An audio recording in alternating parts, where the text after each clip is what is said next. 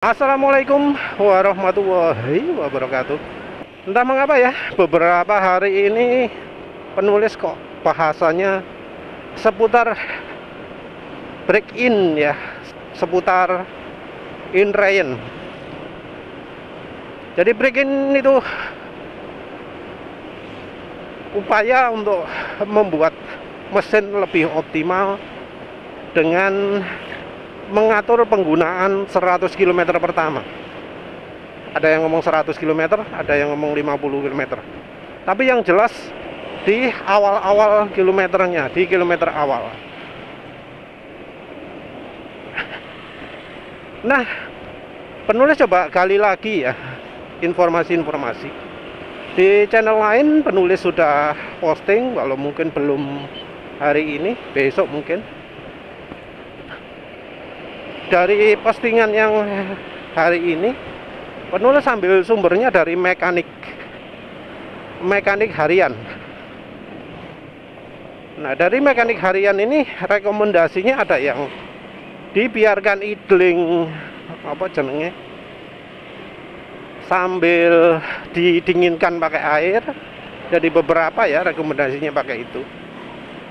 Bukan airnya yang diutamakan, tapi idlingnya ya yang diutamakan. Tujuan pakai air adalah biar nggak panas. Sementara itu yang lain ya mirip sih sebenarnya. Idling tapi nggak lama-lama, terus dibiarkan sampai mesin dingin, terus dinyalakan lagi. Jadi istilahnya heat cycle. Pemanasan, didinginkan, pemanasan, didinginkan. Itu minim 3 kali katanya. Nah, selain itu, kalau misal dipakai di jalan, itu ditentukan kecepatannya antara sekian sampai sekian. Terus RPM-nya mungkin 3000 sampai 5000. Itu kalau ditranslasikan di motor NMAX ini ya antara berapa? 25-30 mungkin ya. Antara 20 sampai 30 km per jam. Rendah sekali itu. Tapi yang jelas beberapa itu sudah ngomong anti di gaspol. Jadi kalau motor baru di power up, baru di coulter, ganti piston, itu nggak boleh di gaspol. RPM tinggi nggak boleh, gigi 1 RPM tinggi nggak boleh. Nanjak yang merupakan RPM tinggi juga nggak boleh. Jadi rekomendasinya jalan lurus, jalan datar mulus, nggak pernah berhenti, RPM konsisten. Nah, ternyata setelah penulis cari-cari lagi ya, jadi itu kan rekomendasi dari mekanik biasa, mekanik harian. Nah, penulis coba cari lagi yang dari mekanik balap, mekanik untuk racing. Nah, penulis nggak nemu ya yang untuk Indonesia, karena memang ya biasanya gitu itu dirahasiakan karena hubungannya dengan ketahanan mesin, performa dan macam-macam. Jadi penulis itu carinya di rekomendasi luar negeri. Penulis carinya di yang punya bengkel terutama bengkel balap. Dan ternyata ada ya, nemu ya.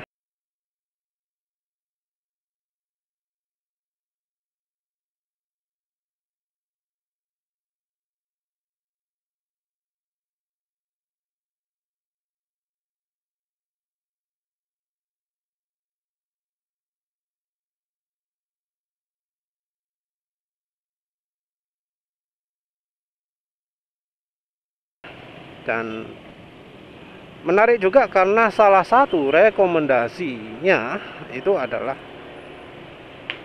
tidak boleh idling, tidak boleh stasioner, tidak boleh konstan.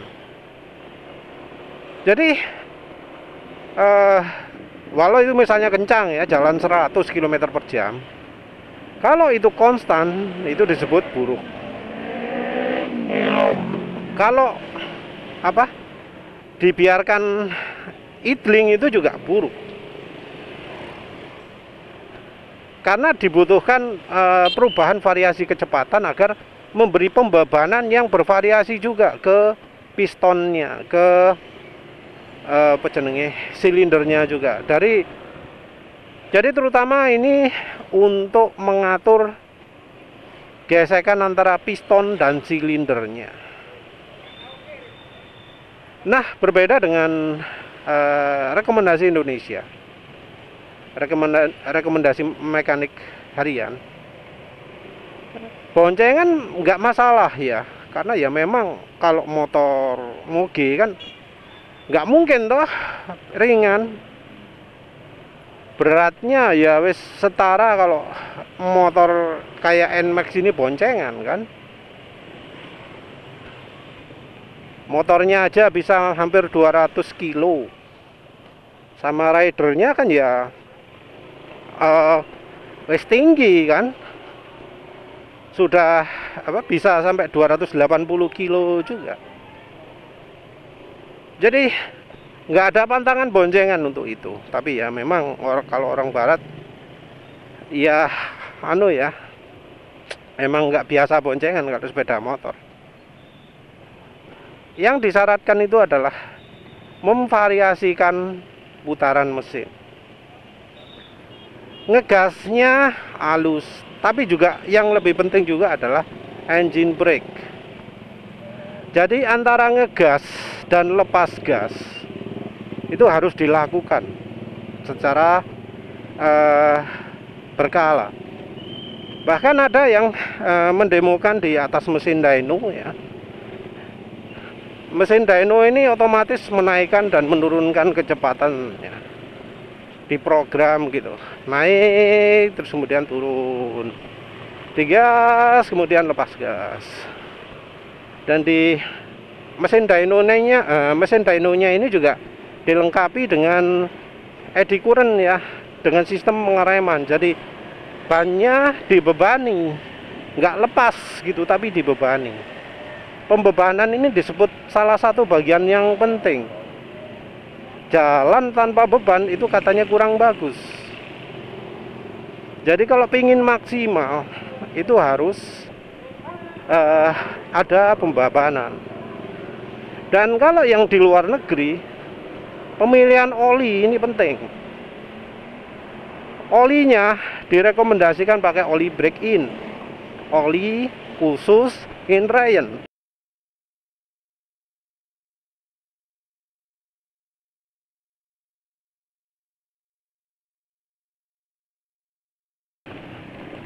Dan pemakaiannya tidak lama.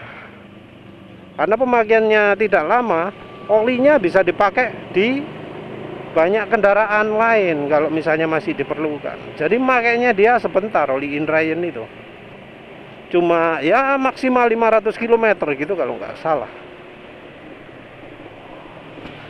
Jadi seperti itu ya. Oli itu penting. Cari yang khusus, dan apa jenenge, RPM-nya malah nggak boleh konstan. Dan soal olinya juga dia nyebutkan bahwa justru oli full sintetik itu yang tidak direkomendasi. Dan alasannya karena oli full sintetik itu mengandung aditif yang terlalu licin.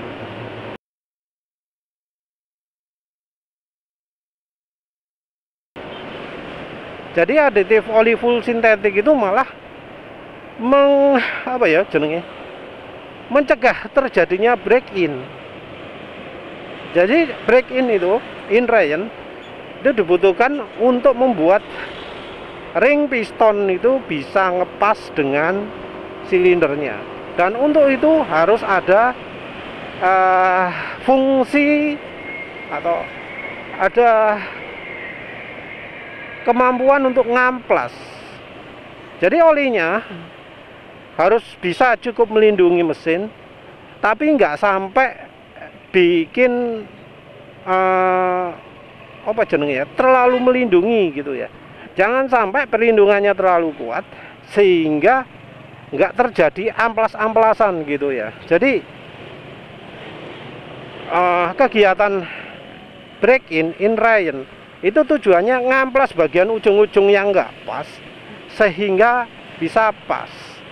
Tapi jangan sampai ausnya berlebihan, jangan sampai ausnya terjadi terlalu banyak sehingga ring pistonnya jadi aus. Nggak boleh seperti itu.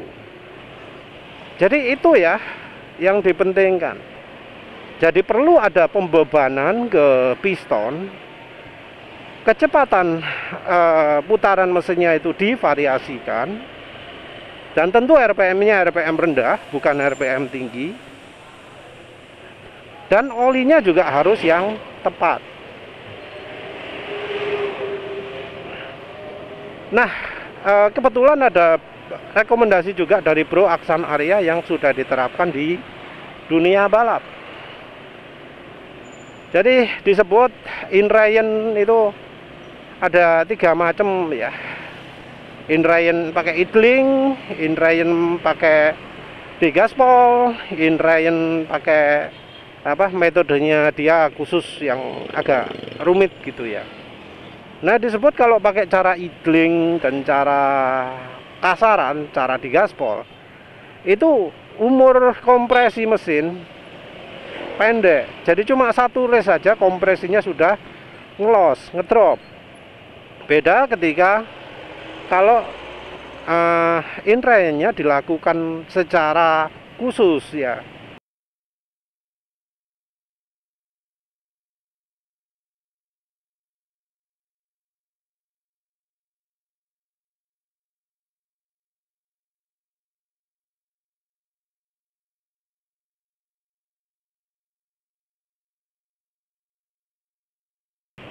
Dan yang menarik, cara in rain-nya ini ternyata sama dengan yang dianut yang pakai dyno. Jadi yang pakai dyno itu dia RPM-nya naik terus dilepas gas.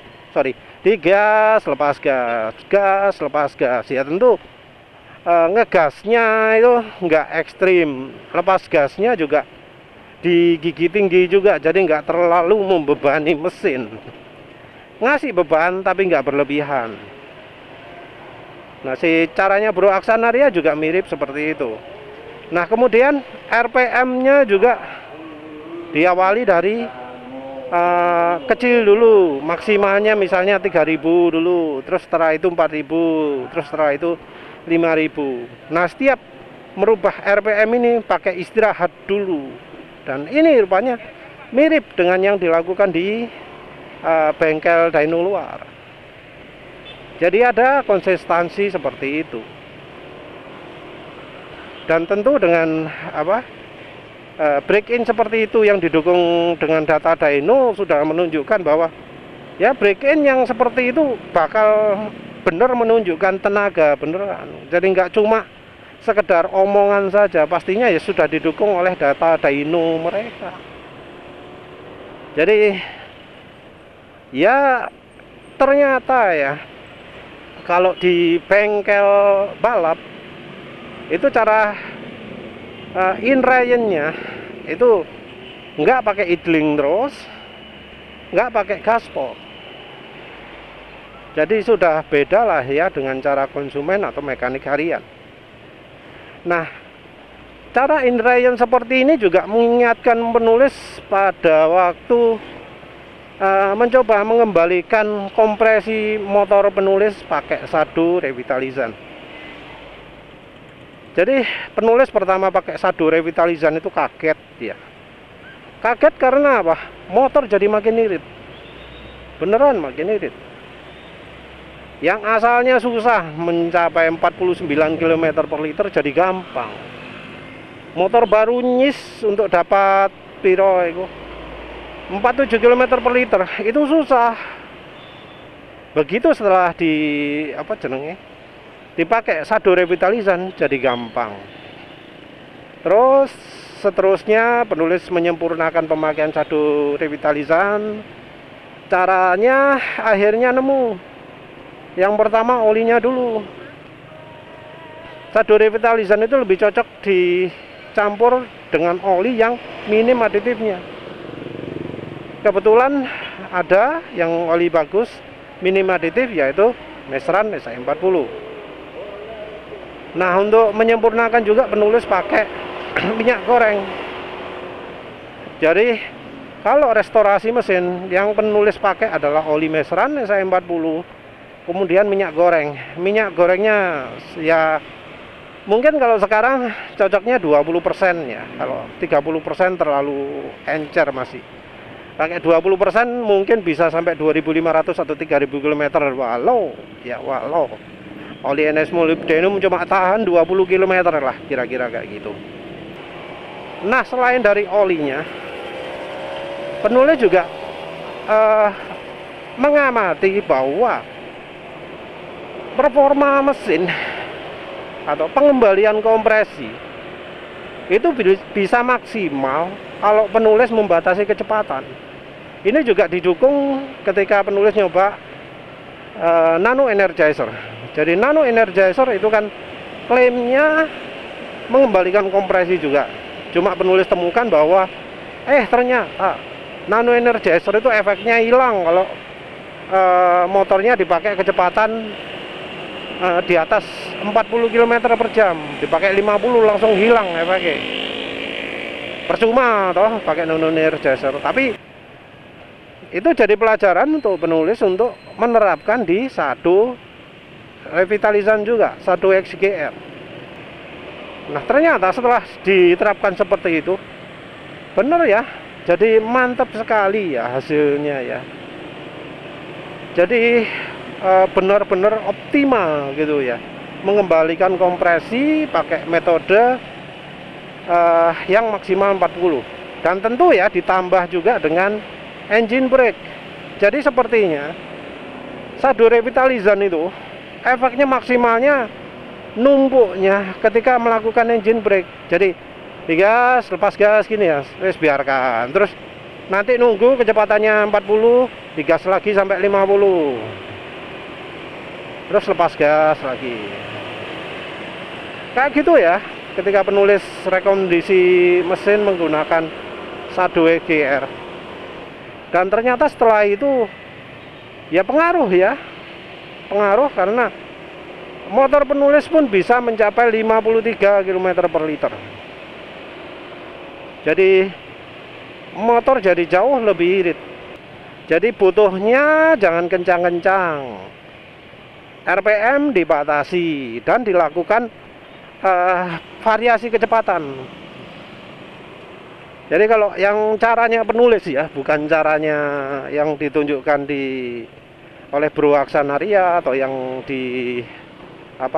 yang punya mesin dyno. Itu kan pakai RPM-nya sengaja divariasikan.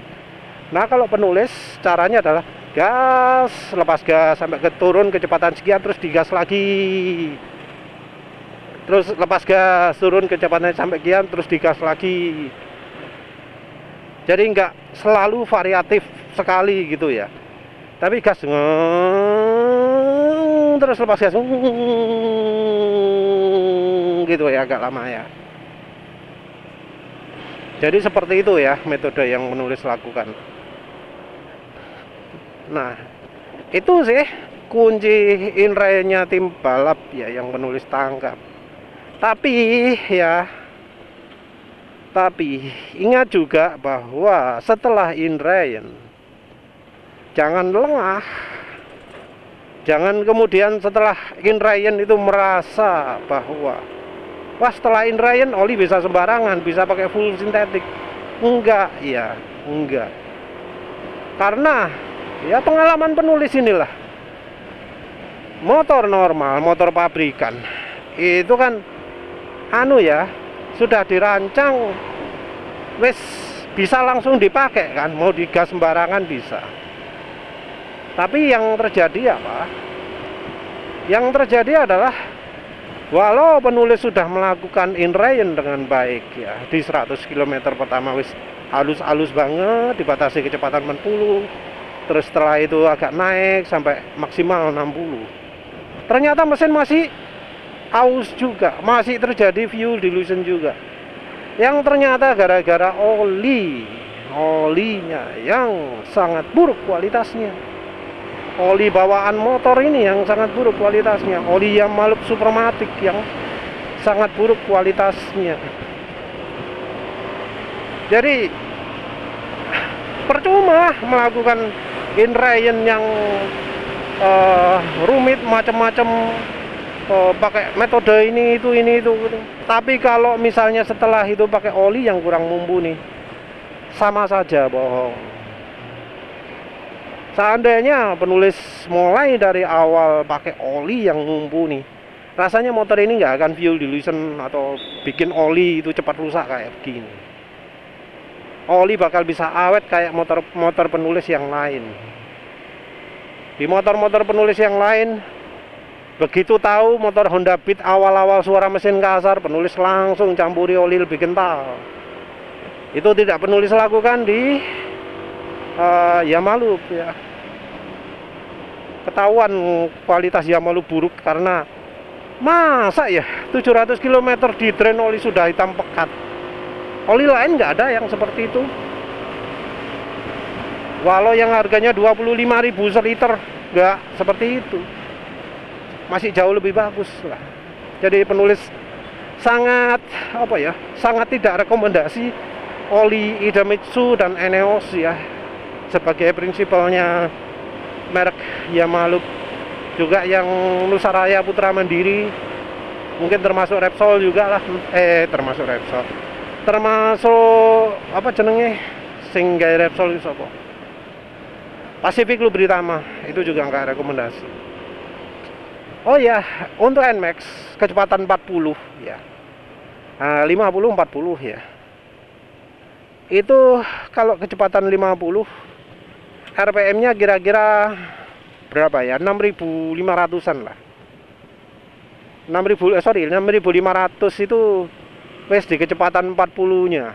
Jadi ya termasuk tinggi juga ya. Mungkin penulis harus jalan lebih pelan lagi ya kalau misalnya ingin lebih maksimal ya. Tapi ya penulis coba pakai 1XGR itu sudah cukup oke dengan membatasi kecepatan di 50 km per jam.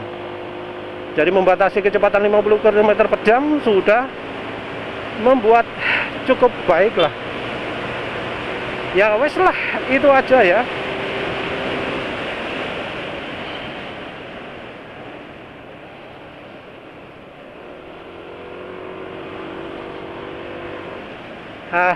Ini performa lagi nggak sip ya. Jadi bukan karena ada orang berhenti di situ ya, tapi ini memang motornya lagi pelan. Seharusnya sebelum nyampe situ sudah 100, tapi ini ya nggak kuat. Tapi ya wes lah, kok jadi bahas itu. Jadi inrayan itu penting ya kalau ingin performa prima. Tapi kalau nggak pingin mesinnya rusak, kalau nggak pingin kompresi cepat bocor, yang penting lagi adalah oli setelahnya itu. Jangan milih oli dealer kalau di Indonesia gini. Silahkanlah cari oli-oli lain kalau nggak ikutin rekomendasi penulis. Tapi yang penting ya, kalau di drain jangan sampai ya olinya sudah hitam. Ketika ganti oli jangan sampai performa mesin nambah. Kalau performa mesin nambah ketika ganti oli, itu cirinya olinya nggak layak pakai.